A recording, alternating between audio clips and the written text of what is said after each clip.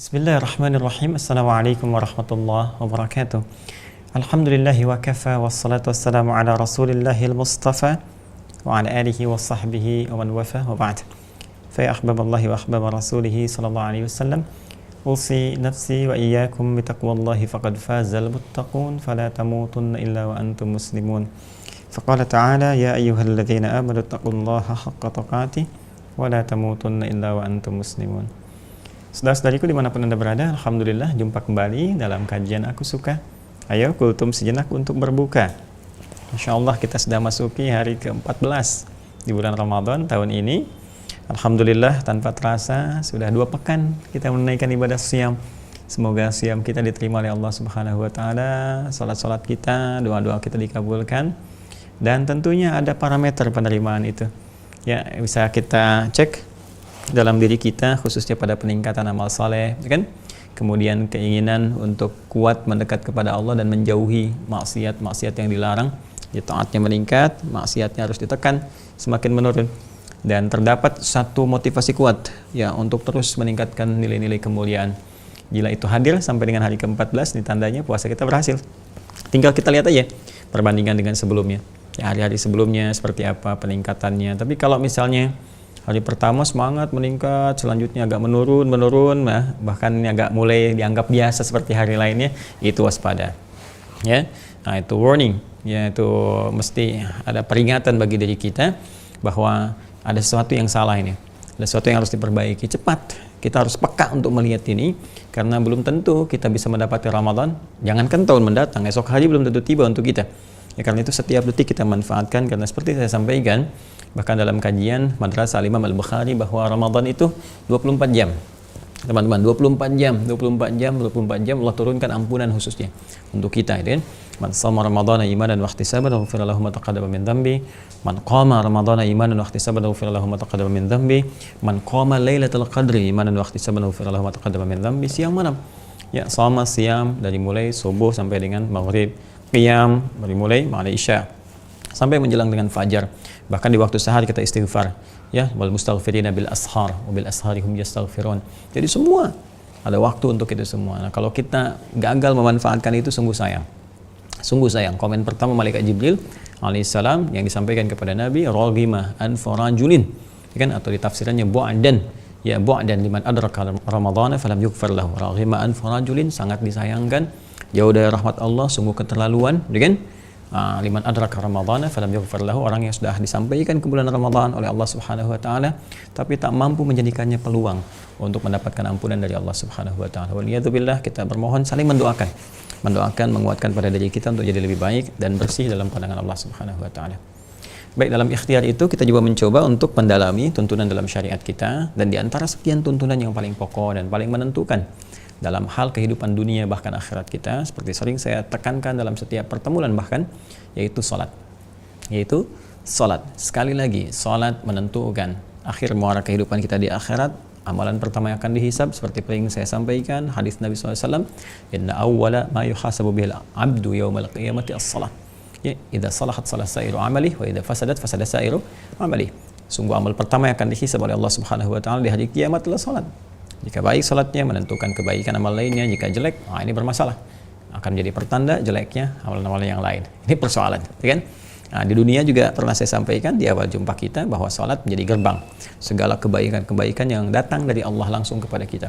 Ketenangan jiwa. Jadi kalau salat mesti tenang keadaan diri kita itu. Kemudian cepat terkabulnya doa, gerbang kesuksesan, kebahagiaan, berubah perilaku jadi baik, dan lain-lain. Seperti yang pernah diuraikan. Mohon izin ya teman-teman yang baru bergabung, tidak bosan saya ingatkan, cek tayangan sebelumnya supaya ada ketersambungan dengan yang kekinian. Ya, biasanya suka kaget tuh kalau sudah di tengah-tengah, kan, atau mendapati sesuatu tiba-tiba langsung misalnya kasih komentar atau penilaian padahal sebelumnya udah dijelaskan. Ya, atau bertanya pada sesuatu yang sebetulnya sudah dijelaskan. Yang paling aneh kadang-kadang kita share video, ya, belum lihat videonya, belum dengar, udah komen di bawahnya. Itu kadang-kadang penting koreksi diri. Saya koreksi, kita koreksi juga ya untuk memperbaiki. Nah, di bab tentang salat ini kita telah belajar, alhamdulillah, dari sejak awal, dari mulai tujuan, ya, esensi kita salat, kemudian juga apa yang bisa diraih, sampai praktikal salatnya. alhamdulillah ya sudah menghadap ke arah kiblat, sudah wudhu juga sudah sebelumnya. Kemudian dari mulai takbir ya, jadi mohon izin saya ingatkan kembali teman-teman sekalian, dari mulai takbir ini yang paling menentukan karena pembukanya di sini ya, diawali dengan wudhu bersuci kemudian dibuka dengan takbir. Nah, ketika dibuka takbir, sekali lagi mengingatkan dengan cepat bahwa tangan diangkat ya sejajar dengan bahu di sini atau dengan daun telinga di sini, kan? Hadisnya sudah saya sampaikan. Kemudian dengan mengucapkan Allahu Akbar dan hati kita pun menyertakan dengan niat ya, kemana kemudian arah sholat kita itu akan kemudian kita tentukan apakah sholatnya maghrib, isyakah atau lainkah. Nah, ini bersamaan dengan takbir, muqtarinatan bit takbir. Adapun ikhtilaf ya, di luar pembahasan ini hal-hal yang perbedaan pendapat nanti kita bahas di mira ya dengan detailnya karena itu waktunya lebih panjang. Misalnya kalau melafazkan niat bagaimana hukumnya itu kan, apakah itu termasuk niat atau bukan, atau misalnya perkara-perkara yang dibenarkan atau dianjurkan atau tidak, nanti dalilnya ada. Nanti yang menggunakan ini saya tunjukkan dalilnya kan. Misalnya yang tidak menggunakan dalilnya pakai yang ini. Tinggal nanti pilihan kita ada di mana. Jadi kita lebih terbuka menyampaikan sehingga menjadi wawasan. Saya lebih senang jadi wawasan, pemahaman, adapun nanti ranah dalilnya kita tampilkan. Ini loh dalilnya. Dari dalil ini jadi frame nanti ya, jadi bingkai kita untuk mengamalkan sesuatu. Nanti apakah dalilnya itu mutlak pada satu bagian tertentu saja? Hanya satu, seperti misalnya perkataan takbir Allahu Akbar itu saja. Ya saat membuka sholat nggak boleh ada yang lain misalnya kan? Atau dia sesuatu yang ada kemudahan ya bagi kita untuk memilih karena memang tidak setiap hamba bisa mengamalkan satu bagian, atau karena peristiwa-peristiwa tertentu turunlah kemudian beberapa bagian-bagian yang memudahkan kita membaca seperti Bismillahirrahmanirrahim itu kan nanti ada banyak sekali hadis yang mengerucut kepada 4 nanti ya bacaannya, baik itu dibacakan jahar, kencang, sir, silent, kemudian tidak dibaca sama sekali atau dibaca rakaat pertama selanjutnya tidak. Nanti detailnya di mira ya, jadi kita bertakbir, kemudian dalam takbir ini esensinya adalah kita memasrahkan diri kita kepada Allah dan buang segala hal yang tidak terkait dengan sholat, tanggalkan, buang, tinggalkan, buang ke belakang. Arahkan diri kita kepada Allah Subhanahu wa taala.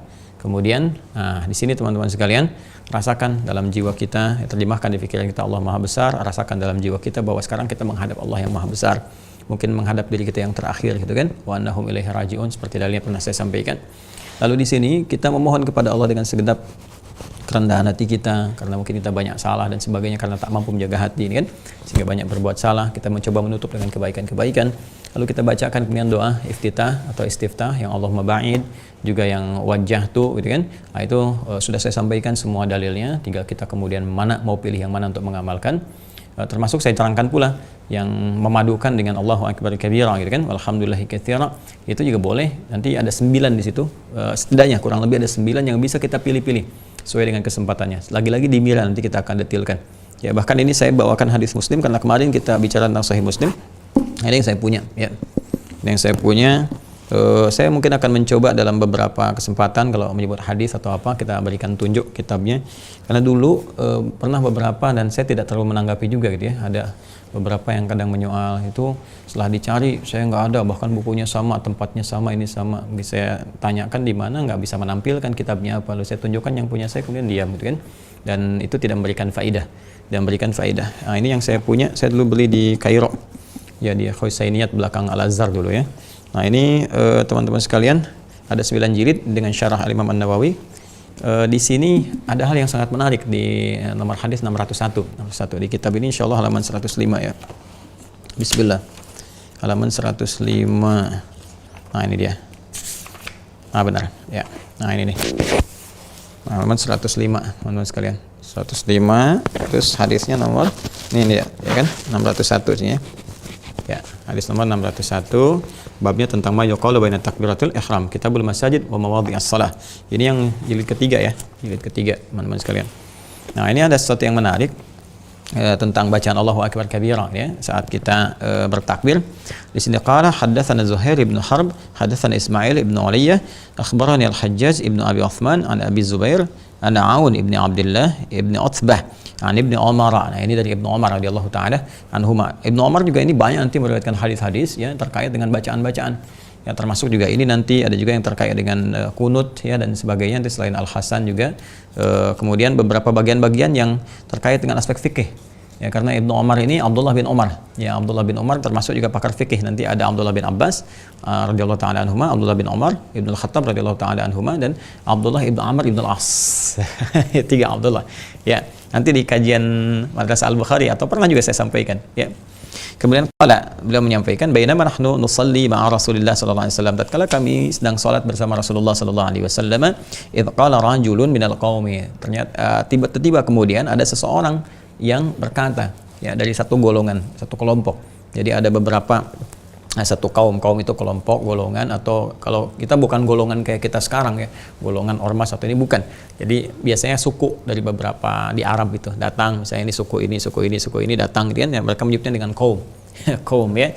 Nah, jadi tiba kemudian dia berkata, nah ini apa yang dia katakan, karena ini babnya tentang ma yuqalu baina takbiratul ihram, apa yang dikatakan tatkala sedang takbiratul ihram. Jadi begitu mengangkat begini, ya, baina takbiratul ihram, di antara takbiratul ihram dengan qiraah, dengan al-Fatihah. Jadi begitu sudah mengangkat seperti ini, ya, simpan, ya, Allahu akbar begini, dia baca sesuatu. Apa yang dia baca nih? Dia bacakan Allahu akbar kabira. Nah, ini walhamdulillahi katsira. Saya baca, ya, kita hafalkan tapi kita baca. Wa subhanallahi bukratan wa asila. Ini Allahu akbar kabira walhamdulillahi katsira wa subhanallahi bukratan wa asila. Kemudian faqala Rasulullah sallallahu alaihi wasallam, maka Rasulullah sallallahu alaihi wasallam kemudian berkomentar, ya, berkomentar setelah selesai itu kan salatnya, komen, manil qail kalimat kadza wa kadza. Siapa yang tadi mengatakan, ya, ini kalimat ini doa yang tadi dibacakan, kalimat ini siapa yang baca tadi? Ya, kemudian faqala rajulun minal qaumi ana. Maka yang tadi bilang itu, ya, dia berkata, saya Rasulullah. Nah, maka lihat komennya apa yang terjadi. Kata Nabi, qala, beliau kemudian menyampaikan, ajibtu laha. Saya kagum sekali, ya, kagum saya. Kaget saya, ya, kata Nabi saya luar biasa ajib. Itu bahasa Arab yang diserap ke kita, ya, dalam bahasa Indonesia. Saya kagum, saya heran dengan bacaan itu. Futihatlah abwabus sama, tiba kemudian ketika dibacakan tadi, kamu yang baca tadi itu, ya, itu langsung pintu langit terbuka. Pintu langit terbuka. Inilah cara Allah mengajarkan, kan? Termasuk memberikan petunjuk kepada Rasulullah SAW apa saja yang kira-kira bisa bermanfaat dalam kehidupan. Nabi bisa mengajarkan, ya, ketika di belakang imam misalnya, kamu nggak usah kerasin atau begini, tapi itu kejadian. Tapi sebelum Nabi mengajarkan, ya, bacaan apa namanya iftitah itu sir dibacakannya, ya, dan orang ini boleh jadi belum tahu. Kita datang di satu tempat, tiba-tiba dia berkata seperti itu, kan? Boleh jadi belum tahu dalam situasi ini jika itu dibacakan dengan sir. Tapi ketika dia dibacakan dengan kencang keadaan itu, terdengar kepada Nabi, mungkin kencangnya nggak seperti kencang melebihi suara imam, tidak, dia baca, terdengar mungkin oleh Nabi, gitu kan? Bisa jadi demikian.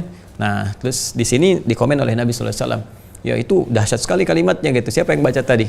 Si fulan, gitu kan? Maka kata Nabi sallallahu alaihi wasallam, futihatlah abwabus sama, dengan kalimat yang aku bacakan tadi itu langit terbuka. Tiba-tiba dibuka, gitu kan. Ini petunjuk dari Allah Subhanahu wa taala, dan Imam Muslim memasukkan nomor hadis 601, dan Nabi membenarkan kalimat itu. Dibenarkan. Nah, karena itulah ada sementara ulama termasuk di kita, Masya Allah, gitu kan, yang jeli melihat ini, memadukan dua doa. Apa yang dia padukan? Jadi di iftitah itu kan yang kuncinya meminta kita kepada Allah Subhanahu wa taala, dan dibersihkan hati kita, keadaan kita, diampuni dosa kita sebelum kita minta. Karena arti salat itu doa, minta. Ya, bagaimana kita bisa minta keadaan kita kotor? Ya, kan teman-teman juga pernah ngaji, kan? Ya, pernah ngaji nggak tentang seorang lelaki? Ya, thumma dzakara rajula, ya kan? Kemudian Nabi mengisahkan tentang seorang lelaki, asy'atha aghbara, yang dalam keadaan dia itu sudah bahasa Belandanya apa tuh? The kill of the kumel, ya. The kill of the kumel, tampilannya kotor, penuh debu, gitu kan? Jadi dia karena menempuh perjalanan yutilus safar, thumma dzakara rajula yutilus safara asasa aghbara. Seseorang lelaki yang menempuh perjalanan cukup panjang sampai dia kena debu banyak, gitu kan? Nah, ini ditempuh oleh dia itu untuk memohon kepada Allah Subhanahu wa taala. Jadi dia menempuh perjalanan karena dia mengerti bahwa doa di perjalanan itu banyak dikabul. Ya, kemudian yang paling menarik, ya, mudu yadahi las-sama, dia mengangkat tangannya ke langit. Dan mengangkat tangan dalam berdoa itu dalam situasi nanti tertentu, ya, banyak cara mengangkat tangan. Tapi mengangkat tangan begini, ya, begini caranya. Nanti di Mira, ya, bab doa kita insya Allah bisa bahas. Seperti ini, itu mempercepat terkabul doa. Nanti ada hadis lain lagi, ya, innallaha hayyun karimun. Ya, Allah itu sangat maha pemalu, sangat maha mulia, ya, sangat maha pemalu, sangat maha mulia, dan tidak membiarkan dengan sifat ini seorang hamba yang mengangkat tangannya membiarkan dalam keadaan dia tidak mendapati jawaban doanya. Ya, tapi orang ini kemudian berkata, ya Rabb, dia memohon dengan al-asmaul husna. Lagi-lagi al-asmaul husna itu kalau dimohonkan cepat dijawab. Di 3 hal dia lakukan dalam perjalanan, kemudian dia mengangkat tangan, yang ketiga dia memohon dengan al-asma al-husna. Dalilnya banyak termasuk di Al-Qur'an surah ke-17 itu ayat ke-110. Qul Allah awil rahman ayyama tad'u falahul asma al-husna. Jadi begitu dia memohon dengan al-asmaul husna, tapi Nabi berkomentar. Apa komen Nabi? Perhatikan baik-baik. Anna yustajabu lidzalik. Bagaimana doanya bisa dijawab? Ya, fat'amu haram, mashrabu haram, malbasu haram, wa ghudhiya biharam. Ya, bagaimana doanya bisa dijawab sementara apa? Makanannya haram, minumannya haram, pakaiannya haram, wa ghudhiya biharam, dan perangkat hidupnya haram. Jadi ternyata yang haram-haram itu, haram kan itu ada 2, teman-teman. Ya, haram yang dihasilkan dari maksiat, pandangan yang haram, bicara yang haram, ya, kan berselisih, berkata kotor, mencela, ya, dan sebagainya, menuduh itu kan haram. Hoax itu kan haram. Ya kan? Nah, itu ketika sudah keluar di lisan, berarti kan pengaruh dari dalam. Nggak mungkin keluar dari lisan kalau dalamnya itu kotor, baik, ya. Kecuali kalau kotor keluar, ya keluar yang kotor. Kalau baik, ya keluar baik. Seperti teko lah, mengeluarkan isi tekonya. Apa saja gitu kan. Sama di telinga dan perangai kehidupan kita. Yang kedua dari konsumsi kita, yang haram-haram dan sebagainya tadi disebutkan. Ya, mat'amuhu, mashrabuhu, makanannya, minumannya, kemudian balbasu, pakaiannya dari yang haram, hasil korupsi. Ya, masa hasil korupsi dipakai untuk pengajian? Ada aja gitu kan, ya. Terus hasil korupsi dipakai sholat, ya, ayo, awas, ya. Hasil korupsi dipakai taraweh, ayo, hati-hati ya. Nah, itu teman-teman sekalian, yang seperti itu sulit diterima. Makanya kita nggak tahu bagian tubuh mana kita yang pernah salah. Makanya saat kita bertakbir itu, kemudian takbiratul ihram, nah baca iftitah, kita memohon dibersihkan kepada Allah Subhanahu wa taala. Ya Allah, bersihkan ya Allah. Dibersihkan. Nah, ada yang paling menarik, ya, ulama melihat, oh ini loh, ada jalan cepat tuh. Begitu doa itu mau dibacakan, pintu langitnya dibuka dulu. Jadi begitu pintu langit terbuka kan apa aja bisa langsung tembus kan. Ya, Anda mau minta sesuatu kepada seorang, laisa kamitslihi syai', ya. Anda datang misalnya kan kepada pihak tertentu atau pimpinan atau siapapun, begitu Anda mau masuk pintunya langsung terbuka semua, kan? Itu kan seakan-akan akses cepat tuh kepada Anda. Ya kayak di tol, orang berhenti dulu tak gitu kan. Mau dia tap nih, ini Anda baru mau ke situ udah kebuka langsung tik gitu. Jalan pintas itu kan tadi diberikan langsung. Nah, ini sesuatu yang sangat menarik. Teman-teman sekalian, ternyata Anda punya sensor misalnya kan di mobilnya, nggak harus nempel lagi ya. Nah, sensor itulah yang di sini terkait dengan doa ini. Jadi doa ini membuka pintu langit dan memberikan kesempatan untuk memohonkan dengan doa kita apa yang mau ditembuskan ke arsy itu. Ya kan? Makanya kita di sini kemudian diajarkan Allahu akbar kabira walhamdulillahi katsira subhanallahi bukratan wa asila. Ulama kita dahsyat. Ya, dia memadukan kemudian ini dengan doa yang wajah itu Allahu akbar kabira alhamdulillahi katsira subhanallahi bukratan wa asila. Satu doa pembuka wajah tu wajhi lilladzi sampai dengan ke ujungnya. Ya, bisa wa ana minal muslimin wa ana awwalul muslimin, atau teruskan kemudian ya inni zalamtu nafsi gitu kan, wa taraftu bi dzambi kan. Kemudian setelah itu kita mohon kepada Allah ampunan. Faghfirli fa innahu la yaghfiru dzunuba illa anta, ya kan? Dan seterusnya. Nah, sama juga boleh aja kita padukan dengan Allahumma ba'id. Sah-sah saja. Ya, misalnya kita katakan Allahu akbar kabira alhamdulillahi katsira subhanallahi bukratan wa asila Allahumma ba'id baini wa baina khataaya, boleh. Karena nanti ada banyak doanya. Banyak sekali. Ya, ada hamdan katsiran thayyiban mubarakan fi. Ada banyak sekali teman-teman sekalian. Ada sampai 9 doa. Ya, Anda boleh baca kalau luas sekali, lapang sekali, pagi Anda sholat sendirian silahkan saja. Mau baca 9-9-nya nggak ada masalah gitu kan. Nah, bahkan nanti dalam kesempatan bab fikihnya, kalaupun tak mampu kemudian melakukan itu, nggak dibaca pun nggak ada masalah. Ya kan? Karena itu sunnah bacaannya, tapi sangat menentukan keadaan diri kita. Tapi dengan syarat takbirnya mesti benar. Karena takbir itu akan menentukan bawaan kita kepada Al-Fatihah. Dan kalau kita ingin menguatkan takbir, maka iftitah ini yang akan digunakan. Nanti detailnya dimilai ya, kayak lagi, karena ini kan kultum, kuliah terserah antum, tapi waktunya dibatasi menjelang buka. Dan nanti insya Allah saya jabarkan satu-satu dalilnya ini, kitabnya ini. Nanti juga ada kitab-kitab di Mira yang saya akan tunjukkan, ini kan baru beberapa. Kitab hadisnya, nanti misalnya tentang esensi, tentang hikmah, saya pakai kitab apa, gitu kan. Ulamanya siapa, ininya siapa, itu kita kumpulin tuh. Mungkin ada banyak puluhan kali kitab atau ratusan kita kumpulin.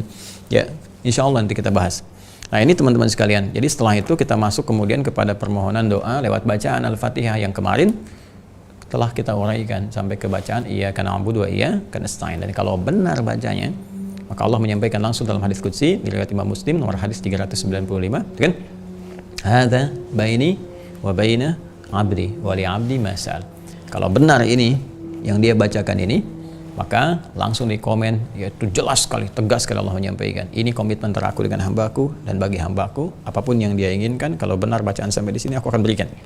selama itu sesuai dengan kebutuhan hidupnya, sesuai dengan maslahat ya dunia dan akhiratnya. Nah, pertanyaan besarnya adalah bagaimana bacaan Al-Fatihah yang diisyaratkan lewat hadis itu? Ya. Nah, cara membacanya bagaimana, gitu kan? Nah, ini ada bacaan, cara membacanya seperti apa? Ya. Nah, nanti pertanyaan ini muncul karena satu persoalan, kan tiap hari kita baca. Tiap hari, mungkin nggak sadar ya, tiap hari kita baca 17 kali kan dalam sehari. Ya, rumusnya kan 24, 4, 3, 4 yang pokok, itu yang pokok. Ya, subuh 2, zuhur 4, asar 4, kemudian maghrib 3, isya 4, 17 kan? Nah, itu kita bacakan terus. Masa iya sih 17 kali minta Allah ngabulkan? Orang ada yang minta sekali aja dikabulkan. Ya, bahkan di luar sholat orang baca Al-Fatihah yang tadinya sakit sembuh gitu kan. Kepala suku di Arab tersengat kalajengking Arab loh, gitu kan? Nyengat sampai sekarat, sampai sulit, medisnya angkat tangan, gitu kan? Tiba kemudian dibacakan oleh seorang sahabat di ruqyah pakai Al-Fatihah, sembuh sekali baca. Ya, Masya Allah gitu ya, biiznillah sembuh. Ya, riwayat kan dibacakan begitu ya Al-Fatihah gitu kan, sembuh. Nah, itu di dalam sholat bahkan dijanjikan, ya ayyuhalladzina amanu ista'inu bis-sabri was-shalah. Silakan minta dan kita mintakan ya karena na'budu wa iyyaka nasta'in. 17 kali sehari masa yang dikabulkan sementara Allah punya sifat Rahman, Rahim dan pengabul doa. Coba cek di Al-Baqarah ayat 186. Kan wa idza sa'alaka 'ibadi 'anni fa inni qarib ujibu da'watad da'i idza da'an falyastajibu li wa liyu'minu bi la'allahum yarshudun. Kan Allah menyampaikan, jika hambaku mencariku, mau minta sesuatu kepada aku, katakan aku dekat, gak usah repot tuh kan. Ya, bahkan kita difasilitasi ini lewat sholat. Anda keadaan terdekat antara kita dengan Allah itu saat sholat. Ya, khususnya nanti dalam sujud. Karena langsung Nabi menyampaikan, ya, inna maqrabal abdu min rabbih wa wasajidun. Ya, wa wasajidun fa aktsir doa. Keadaan terdekat antara seorang hamba ya dengan Allah Subhanahu wa taala saat dia sedang bersujud ke hadapan Allah, maka perbanyak doa.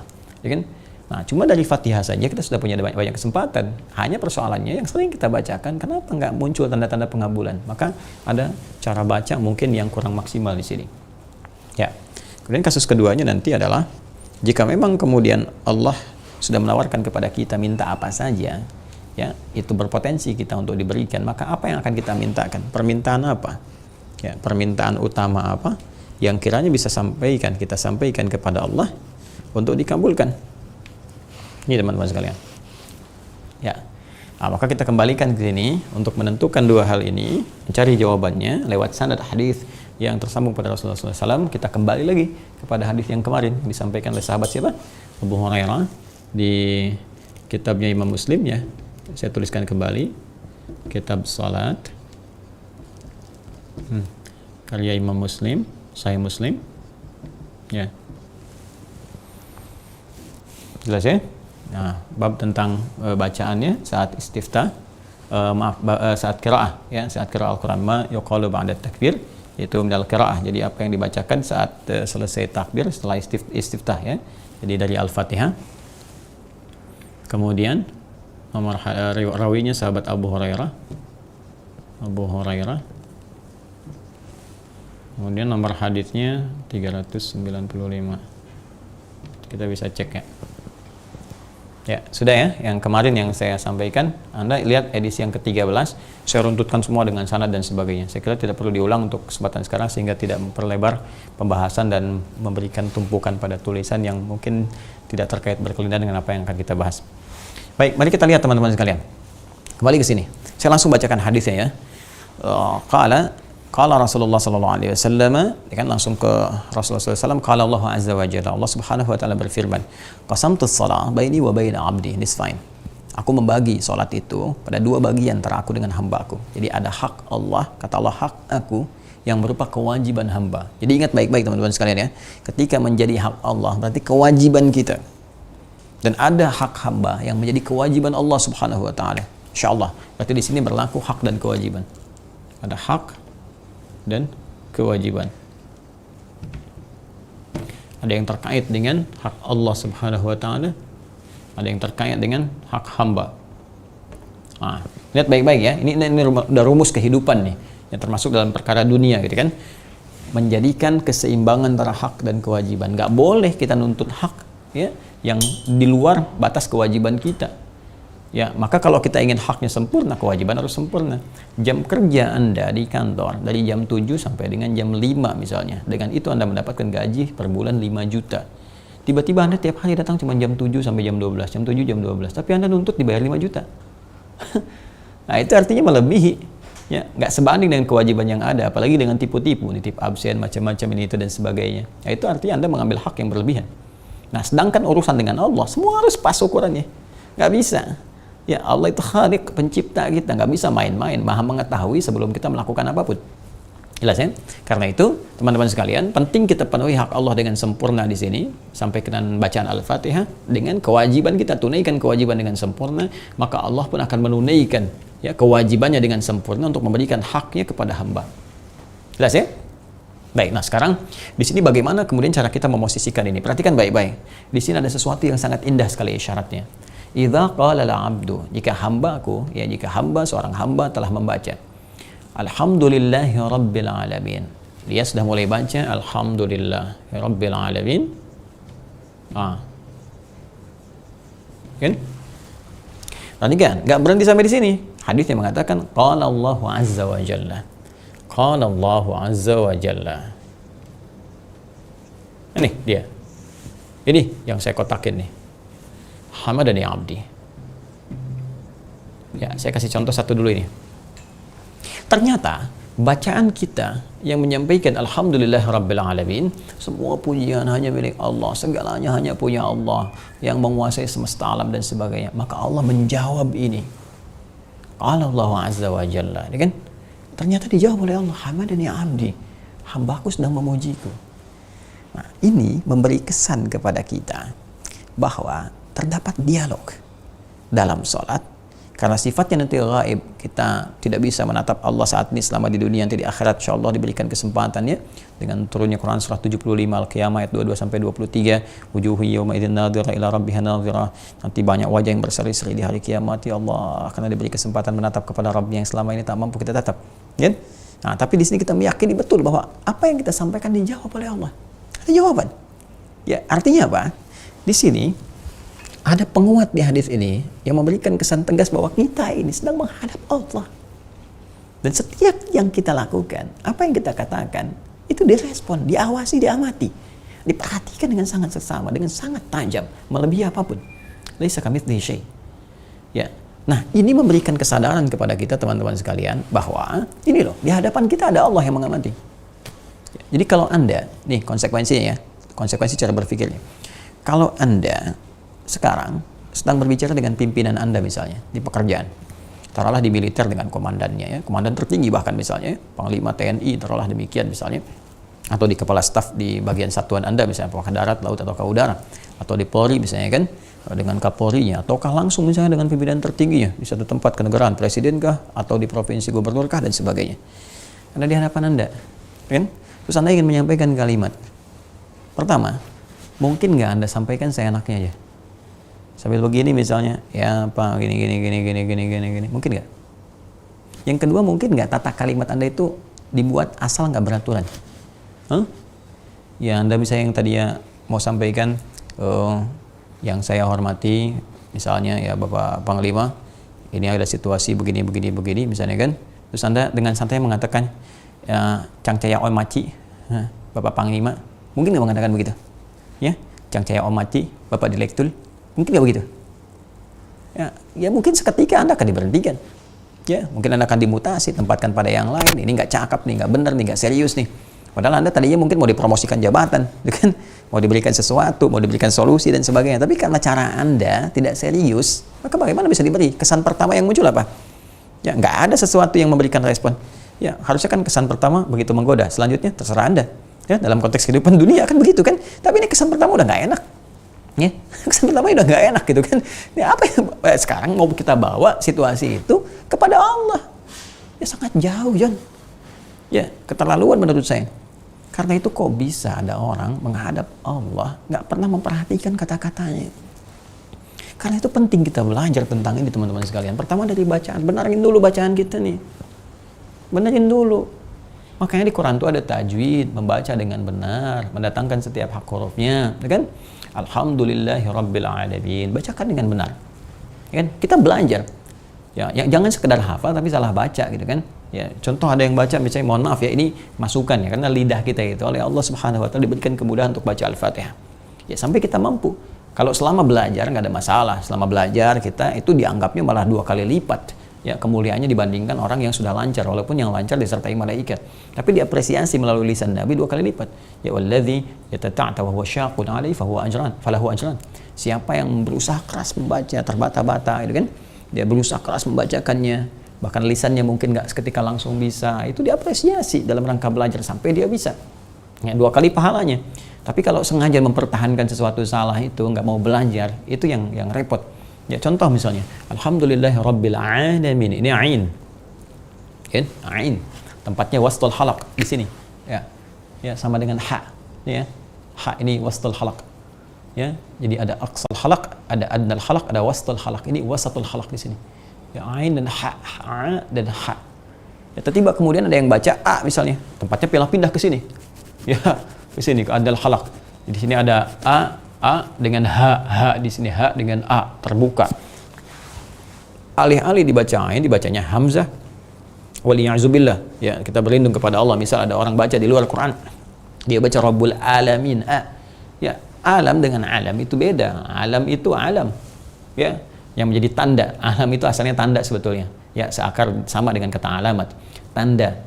Jadi kenapa disebut semesta ini dengan alamin, alam manusia, alam hewan, alam tumbuhan, kemudian jamaknya disebut alamin, semua semesta. Kenapa semesta disebut dengan alam, tanda? Karena itu tanda keberadaan Allah Subhanahu wa taala. Tanda yang mampu mendekatkan kita kepada Allah Subhanahu wa taala. Makanya turun ayat nanti di surah Ali Imran itu, inna fi khalqis samawati wal ardi wa ikhtilafil laili wan nahari la ayatil liulil albab. Ya, ayat 190. Sungguh ya di balik penciptaan langit dan bumi, pergantian siang dan malam, Anda melihat alam keseluruhan kita, itu ada tanda-tanda yang mampu mendekatkan kita dengan Allah. Makanya belajar ilmu apapun, orang pintar, orang cerdas itu adalah pelajaran ilmu dia mampu mendekatkan dia dengan Allah. Ya, Anda misalnya belajar di bidang apapun itu.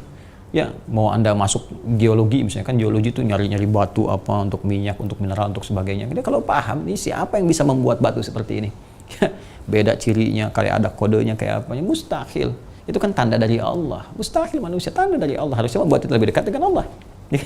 Nah, itu disebut alam. Nah, ini alam pakai ain, alam. Jamaknya alamin, semua alam. Ya kan? Nah, seperti ini. Atau kita bisa hilangkan yang gini, kita sambungkan ke sini, tambahkan alif tegak begini, alamin. Ya kan? Kalau alam, ini sakit, penyakit. Ya, alam itu penyakit. Alam pakai patah begini, ya, itu orang yang sakit. Sakit. Jadi kalau Anda katakan alamin, orang-orang sakit. Rabbil alamin, Tuhan orang-orang sakit. Ini fatal. Ya, kalau kita lisannya mungkin masih berlatih, belum sempurna ke sini alamin, masih dengar-dengar ini, nggak apa-apa dalam konteks kita belajar untuk sempurna. Tapi kalau Anda biasakan salah, itu yang repot. Ya, misalnya atau ngerubah misalnya alif lam jadi ng, ya, misalnya, yang nggak ditemukan dalam satu riwayat manapun di Arab, ya. Alhamdulillah Rabbil ngalamin. Ngalamin apa? Ngalamin kegelisahan, ngalamin keraguan, ngalamin keyakinan. Nah, ini teman-teman sekalian. Rabbil. Alhamdulillah Rabbil alamin. Rabbil ngalamin. Gitu. Tapi itu kebiasaan lisan. Enggak gitu kok. Ya, Al-Quran bukan hanya diturunkan bagi orang Arab saja. Tidak, semua lisan. Oleh Allah dimudahkan untuk itu. Tapi saya di suku ini terbiasa begini. Kan yang lain bisa, Cepi. Ya, sama daerah dengan Anda, ya, kabupaten sama, provinsi sama, dia bisa. Kenapa Anda tidak berusaha? Saya tidak mengatakan kenapa Anda tidak bisa, kenapa Anda tidak berusaha. Jadi kalau kita bisa menyesuaikan dengan baik, ini nyambung, ya maka perbaiki dulu teman-teman sekalian. Ya, perbaiki, jangan merubah setiap bagian-bagian kalimat misalnya menjadi sesuatu yang hampa makna atau hilang kemudian maknanya. Ini kita dalam rangka belajar ya. Ya, saya tidak bermaksud menyalahkan yang salah gitu, emang udah salah, jadi tidak perlu saya salahkan lagi, ya, tinggal diperbaiki aja. Cuman kita sadar nggak untuk memperbaiki itu, ya. Dan Ustadz, tapi gimana kan sudah berlalu yang kemarin, yang berlalu ya sudah. Allah tidak menghukumi sesuatu yang sudah terjadi karena ketidaktahuan kita. Ya, wa makanallahu liyudhi'a imanakum. Sepanjang kita lakukan dengan iman, karena kemampuan kita segitu kemarin, gitu kan, maka dinilai oleh Allah. Itu di Al-Baqarah ayat 143 di ujungnya. Tapi selanjutnya kita memperbaiki diri. Nah, ini perbaiki dulu ini teman-teman sekalian cara bacanya. Kemudian setelah itu yang kedua kita maknai. Ya, kita maknai. Contoh begini pemaknaannya. Contoh nih. Nanti kalau dalamnya di kajian tafsir pernah saya sampaikan. Gini misalnya. Ini kan alhamdulillah, alnya ini kan istighraq. Ya istighraq. Istighraq. Ya. Tahu istighraq? Tidak. Jadi istighraq itu sesuatu yang punya makna luas. Luas, holistik, komprehensif, luas. Ya, diartikannya semua, segala gitu kan. Segala hal. Segala semua. Jadi kalau kita lekatkan pada sebuah kalimat atau satu keadaan tertentu, maka hukum yang berlaku di keadaan itu berarti mencakup semua tanpa meninggalkan satupun untuk yang lain. Kalau kita kembalikan ke sini misalnya kan alhamdu. Nah, ini teman-teman sekalian. Hamidah itu pujian. Hamdun itu pujian. Ya hamidah yahmadu hamdan. Nanti turunannya jadi Ahmad, jadi Hamid, Muhammad, dan itu semua. Nanti ada perbedaan. Ya, kenapa misalnya Muhammad dinamakan dengan Muhammad SAW, ada 4 kali disebutkan di Al-Quran, ada Ahmad disebutkan sekali, gitu kan? Nanti dari situ muncul Hamid, ya Hamid, nanti kemudian bentuk superlatifnya menjadi Ahmad, ya Mahmud bentuk superlatifnya menjadi Muhammad, dan turunannya dari kata hamdun, ya, pujian, ya pujian yang luas, pujian yang dahsyat dan menggunakan alif lam. Jadi kita mengatakan di sini ketika masuk alif lam ke sini dari kata hamdun, ya kan? Jadi alhamdu. Dan alnya istighraq memberi kesan kepada kita untuk berkomitmen dan menetapkan langsung bahwa semua apapun yang melahirkan pujian dari hasil apapun semua milik Allah. Ternyata di sini kita komitmen, ikrar kita kepada Allah, ya Allah, aku ini hamba yang lemah, aku ini punya ketidakmampuan, ya Allah, tidak punya apa-apa. Engkau yang berkehendak, Engkau yang menjadikan, Engkau yang memberikan. Kedudukan Kau yang menetapkan, harta Kau yang memberikan, segalanya Kau yang memberikan kepadaku, ya Allah, ya Arhamar Rahimin. Bila pun ada segala hal dalam kehidupannya menghasilkan sesuatu bukan karenaku, semuanya untukmu, ya Allah. Semua pujian, semua karenamu. Nah, sekaligus ikut sadar. Orang yang mengatakan Alhamdulillahirrabbilalamin sehari 17 kali, maka akan muncul karakteristik dalam dirinya tawadhu dan tidak pengen selalu lekat dengan pujian. Sehingga apa yang orang sebut dengan bahasa Yunani itu pupujiun, selalu ingin dipuji. Ya, selalu ingin dipuji. Jadi kayaknya kalau nggak dipuji orang tuh nggak mau gitu. Ya, kayaknya kalau nggak dikesankan penghormatan oleh orang nggak bisa. Ya, dulu pakai sepeda biasa aja, begitu pakai mobil, ya nggak bisa buka pintu tuh kalau belum dibukain. Ya, kalau belum ke kantor, belum ada orang hormat nggak mau masuk gitu kan. Masya Allah. Apa harus sebegitunya gitu kan? Kan tidak juga. Ya, jadi orang-orang yang selalu mengatakan alhamdulillah, maka dia bawakan diri dengan penuh kerendahan hatian kepada Allah, maka tercipta karakter dalam dirinya. Teman-teman sekalian, karakteristik tawadhu, rendah hati, kan karakteristik yang mulia yang demikian. Kalau punya ilmu, gak merasa terlalu harus hebat dibanding orang lain, nyalah-nyalahin orang gitu kan, atau begini atau begitu, dan tidak toleran pada beberapa bagian yang memang menjadi kemudahan untuk orang lain. Kalau punya harta merasa yang paling kaya, orang lain kecil semua, sehingga banyak kita pamer-pamerkan dalam kehidupan. Padahal itu Allah juga yang ngasih untuk bekal ibadah. Bukan pamer, kan? Punya kedudukan, merasa yang paling kuasa, berbuat seenaknya gini dan sebagainya, padahal mati juga, gitu kan? Jadi semua sesungguhnya realitasnya kembali kepada Allah. Maka dari itu karakter yang harus tampak ketika dibacakan ada kepatuhan, ketundukan, sekaligus evaluasi diri. Apa yang salah selama ini? Alhamdulillahirrabbilalamin, ya Allah, aku berikrar mengatakan semua pujian hanya padamu.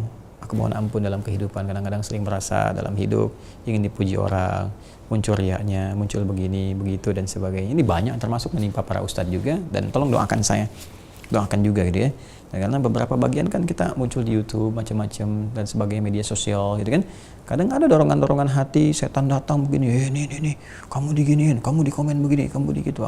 Itu kalau kita nggak bersih hatinya, nggak berusaha membersihkan hati, udah tuh muncul.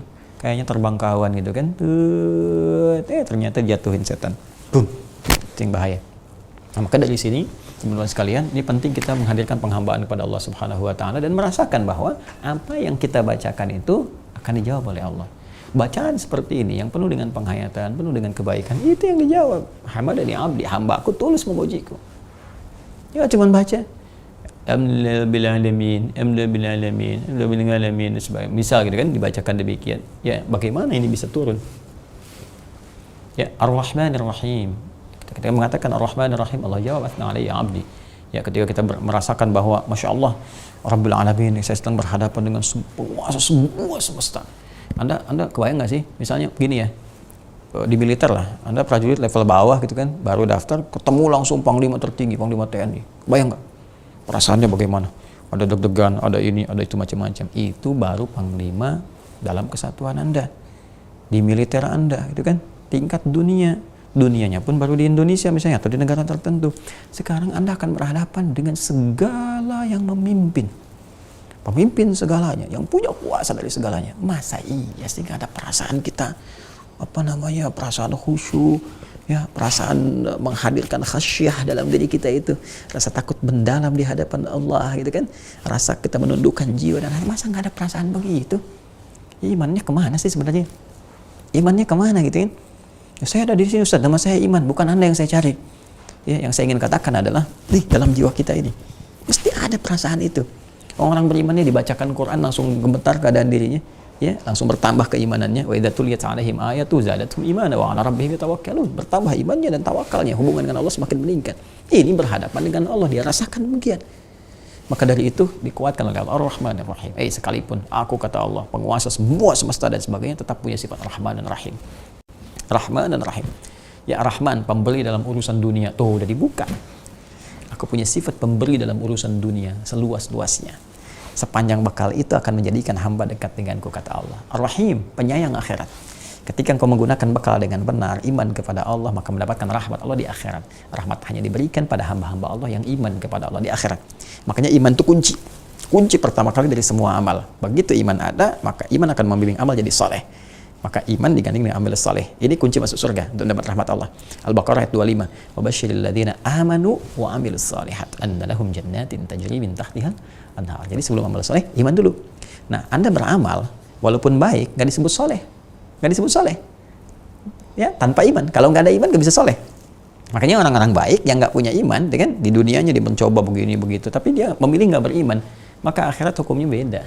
Seperti Anda pindah ke negara lain, kan hukumnya beda. Jangan diharap sama dengan tempat Anda tinggal. Kadang-kadang beda tempat aja, beda pulau, beda ini, ketentuannya berbeda. Sekarang Anda pindah tempat karena mau pindah dimensi ke akhirat, pengen sama. Ya mikir Joni, ya kan? Gak mungkin sama. Maka dari itu iman, ini yang paling utama. Dan iman itu yang menguatkan diri kita. Rahim Allah, itu dikhususkan diberikan rahmat sayangnya dalam urusan akhirat. Rahman dalam konteks kehidupan dunia yang sangat luas sepanjang mereka mau kembali kepada Allah, diberikan.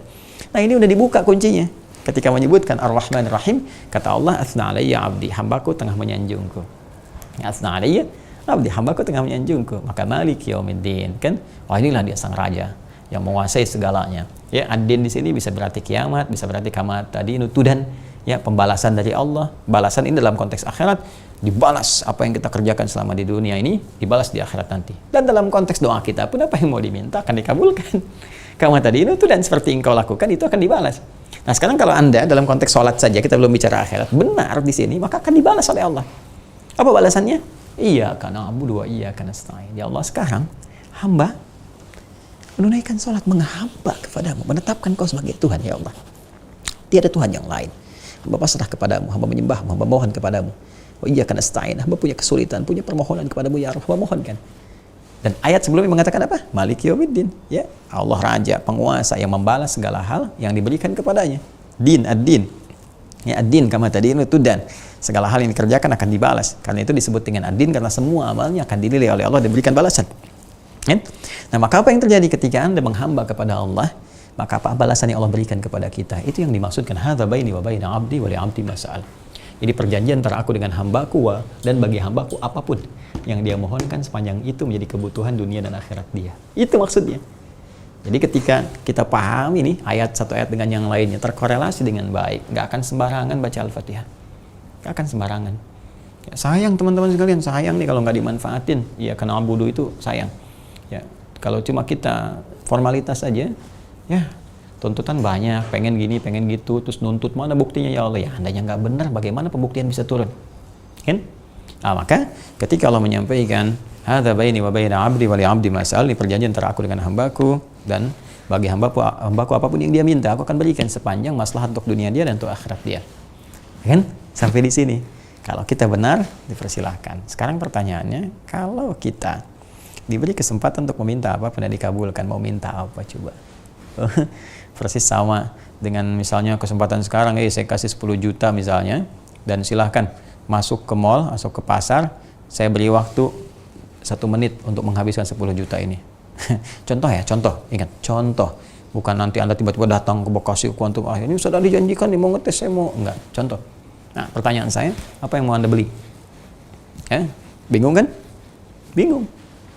Nah, terus kenapa Anda nggak cari sesuatu, misalnya kan yang kalau dibeli satu, kebeli semua. Misalnya Anda datang ke satu toko, tokonya ada tulisannya gitu kan, ya ada voucher di sini, voucher untuk semua barang belanjaan. Ya, ke situ aja beli vouchernya satu, semua barang belanja udah dapet. Nah, ini Allah kasih voucher. Ya, kasih satu kalimat, satu ayat yang dalam hadisnya nanti akan dikatakan. Ya, akan dikatakan. Apa itu kalimatnya? Kalau kita bacakan satu kalimat ini, maka semua kebutuhan kita tuntas Allah berikan. Tuntas Allah berikan. Bacakan satu ini dengan benar. Apa bacaannya? Langsung diajarkan oleh Allah. Langsung diajarkan. Ihdinas siratal mustaqim. Nah, ya. Nih. Jadi kalau Anda mau minta, nggak usah minta macam-macam lah, minta ini, minta itu, minta ini. Terlalu banyak Anda sebutkan atau Anda hadirkan dalam hati. Ini aja. Ihdinas siratal mustaqim. Ihdinas siratal mustaqim. Ini dia. Ya. Siratal ladzina an'amta 'alaihim. Siratal ladzina ya an'amta 'alaihim. Ghairil maghdubi alaihim waladdallin. Nah, ini dia. Masya Allah.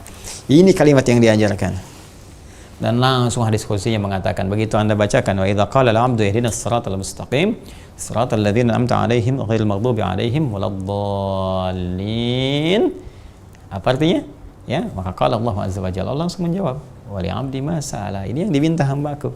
Maka bagi hambaku apa yang dia mintakan, Allah kabulkan. Ya, nah tahu nggak artinya ini apa? Ya, kan biasa kita lihat di terjemahan aja kan? Ya, ihdinas siratal mustaqim, ya Allah tunjukkan kepada kami jalan yang lurus, ya kan? Siratal ladzina an'amta 'alaihim ghairil maghdubi 'alaihim waladdallin, yaitu jalan orang-orang yang telah Engkau berikan nikmat kepada mereka, bukan jalan-jalan orang-orang yang telah Engkau laknat mereka, kan? Engkau murkai mereka, dan bukan pula jalan orang-orang yang sesat. Sekarang apa maksudnya nih jalan yang lurus, siratal mustaqim? Kan? Terus kenapa menggunakan kalimat ihdina? Bukan a'tinas siratal mustaqim. Kenapa tidak menggunakan misalnya rasyada arsyidnas siratal mustaqim? Kenapa pakai kata ini? Terus ini siapa nih yang diberi nikmat oleh Allah? Ini siapa nih orang-orangnya? Ya. Sehingga kita minta seperti mereka. Cara cepat kan ini? Cara cepat kan? Ya kan? Terus ini siapa nih yang dimurkai oleh Allah? Siapa yang tersesat ini? Ya kan? Ini banyak tafsirnya teman-teman sekalian. Bukan sembarangan kita minta baca ini, cuman baca aja ya gitu. Enggak, ini maknanya dalam sekali. Luas. Anda baca, benar baca, ngerti bacaannya. Tuntas semua urusan kehidupan. Dunia seakan-akan kecil sekali. Ya, dengan izin Allah Anda bisa pegang itu untuk mudah dalam kehidupan urusan kita dalam rangka beribadah kepada Allah Subhanahu wa taala. Nah, pembahasan ini insyaallah kita akan bahas di edisi berikutnya. Hari ke-15. Insyaallah teman-teman sekalian, pelan-pelan dulu ya, pelan-pelan kita sempurnakan bacaan dulu. Di hari ke-15 esok insyaallah kita akan coba sempurnakan. Dan barangkali nanti di pertengahan nih, karena kita akan bagi dua. Ya, esok itu akan jadi bahasan terakhir untuk fikih sholat, karena kita nanti akan masuk lagi ke hal-hal penting terkait Ramadan, karena ini mau ke pertengahan sampai ke akhir-akhir, harus di-charge dulu, ya. Harus tahu nih bagaimana hukum terkait 10 hari terakhir, terus di pertengahan bagaimana keutamaannya, ada apa saja dan sebagainya. Nah, ini saya ingin support itu dulu, ya. Jadi nanti untuk yang fikih sholat besok hari ke-15 akan jadi bahasan yang terakhir, dan akan dilanjutkan di Mira nanti dengan lebih detail. Bahkan nanti ada kuesionernya, jadi ada ujiannya. Jangan harap bisa naik ke step berikutnya kalau belum paham, ya. Ada ujian dulu, tulisan dan sebagainya, bisa diisikan. Alhamdulillah sudah insya Allah siap. Saya mendapati beberapa pertanyaan juga di email dan sebagainya, teman-teman sekalian. Bagaimana Ustadz? Hampir semua datang tanya cara daftarnya bagaimana. Ini juga di komen nih muncul nih, tuh. Cara daftarnya gimana? Perhatikan baik-baik. Sekali lagi, perhatikan baik-baik. Anda yang sudah mendapatkan paket belajar, ada paket belajar teman-teman sekalian di UAH Corner. Masuk UAH Corner, ya, yang warna merah itu ininya. Klik aja di situ, ada paket belajar di situ. Ya, paket belajar Ramadan, paket Ramadan namanya. Di situ nanti ada buku catatan menuntut ilmu. Itu tuh aslinya buat belajar di Mira. Ya kan? Nah, coba nanti diberikan di situ barcode untuk tampilan-tampilan awal untuk pembuka. Kemudian nanti ada buku puasa. Selama puasa kita belajar. Nanti ada paket hafalan Quran. Ya, di situ ada 3 buku, jadi 5 semuanya. Ada infak sedikit di situ, ya bagian dari registrasi. Terus kemudian insya Allah ketika Anda dapat itu, data Anda sudah masuk. Nanti admin sudah memasukkan Anda namanya di situ. Jadi dengan otomatis Anda sudah masuk. Tinggal nanti insya Allah di hari ke 16 ya, nanti insya Allah sampai 17, nanti di situ akan ada formulir masuk kepada Anda, ya diinfokan, bahkan nanti Anda bisa download, misalnya Anda isi. Ya begitu diisi tinggal kirim balik di situ datanya dan udah Anda jadi santri di situ ya. Nah, dengan ketentuan-ketentuan. Jadi nanti ada kebijakan ya di situ bahwa Anda persis seperti pesantren, betul Anda memang nyantri ya, memang nyantri di situ. Jadi jangan sembarangan, jangan nanti ada absen dan sebagainya, jangan sembarangan masuk tiba-tiba masuk keluar itu kan kayak ke toilet, tidak begitu. Ya jadi ada ukuran, ada ketentuan dan sebagainya. Insyaallah teman-teman nanti kita infokan di tanggal 17 Ramadan ya, 17 Ramadan kita launching sekalian, nanti teman-teman bisa akses ya, insya Allah nanti sudah bisa akses di webnya, sudah ada kita siapkan, dan kita akan mulai pembelajaran nanti saat masuk masa i'tikaf, dan akan bergabung bersama kita masyayikh ya, khususnya dari Al-Azhar yang sudah confirm insya Allah, jadi nanti ikut terlibat dalam pembelajaran launching pertama kali. Teman-teman, itu yang saya sampaikan. Saya kira apa yang saya uraikan boleh jadi ada hal-hal yang benar, itu petunjuk Allah dan Rasulnya, silahkan diamalkan. Ada yang tidak tepat, mungkin banyak yang keliru, itu kesalahan saya pribadi karena kurang ilmu saya minta maaf, dan semoga Allah memberikan kesempurnaan kepada kita untuk terus belajar dan menyempurnakan apa-apa yang kurang, dan semoga Allah berkenan menerima puasa kita dan mengabulkan doa-doa kita. Allahumma taqabbal minna innaka antas samiul alim wa tub alaina innaka antat tawwabur rahim. Allahumma taqabbal minna ya Allah amalina salihah min salawatina wa ruk'ana wa sujudana wa qiyamana ya Allah wa siyamana wa jami'a amalina wa tamim ya Allah taqsirana ya arhamar rahimin bi fadlika subhana rabbika rabbil izzati amma yasifun wa salamun alal mursalin wa akhiru da'wana subhanakallahumma bihamdika nashhadu an la ilaha illa anta nastaghfiruka wa natubu ilaik walhamdulillahi rabbil alamin. Assalamualaikum warahmatullahi wabarakatuh.